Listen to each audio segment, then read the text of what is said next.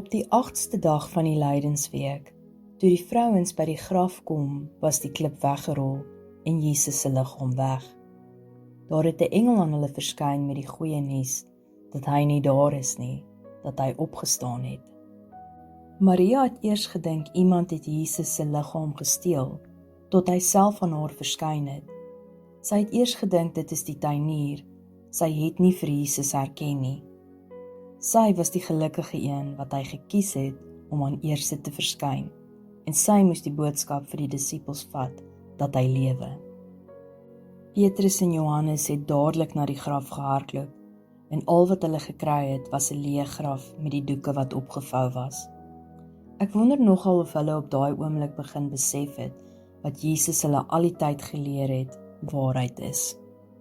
Vandag vier ons die opstanding van Jesus, die dag wat hy die dood oorwin het. Net soos Jesus die dood oorwin het, kan ek en jy dit ook doen, deur hom te volg, deur hom te kies en deel van hom te word, sal jy ook vir altyd lewe en die dood oorwin. Ek kan my net indink hoe moes Maria en die disippels daai dag gevoel het. Dit het dalk begin die oggend met smart, maar dit was nie lank nie en daar was 'n gejubel en 'n gejuig, want die koning van konings leef. Hy het die oorlog gewen.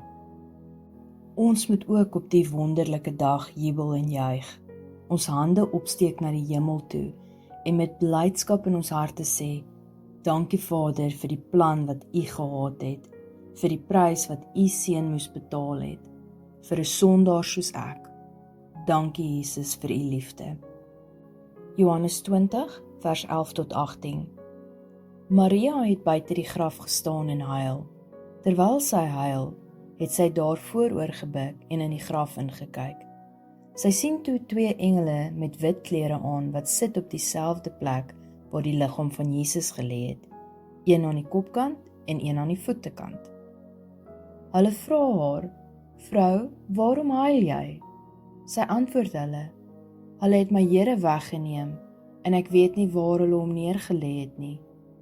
Nadat sy dit sê, het sy omgedraai en Jesus daar sien staan, maar sy het nie besef dat dit Jesus was nie. Jesus sê vir haar, vrou, waarom huil jy? Wie soek jy?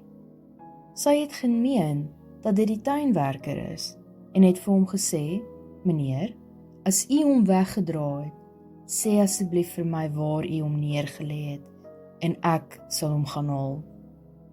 Jesus sê vir haar, Maria. Sy draai om en sê vir hom in Aramees, Rabboni, dit beteken leermeester. Jesus sê toe vir haar, moenie aan my raak nie, want ek het nog nie na die Vader opgevaar nie. Gaan na my broers en vertel vir hulle, ek vaar op na my Vader toe, wat ook julle Vader is, na my God toe, wat ook julle God is. Maria Magdalena het die boodskap aan Jesus se disippels gaan oordra. Ek het die Here gesien. Sy het ook vertel wat hy vir haar gesê het. As jy vandag se boodskap geniet het, seën iemand anders en deel dit met hulle ook. Ek hoor graag van jou, so deel asseblief in die kommentaar as dit vir jou iets beteken het. En onthou om Smag soos 'n wildsbok te volg op YouTube en TikTok vir meer.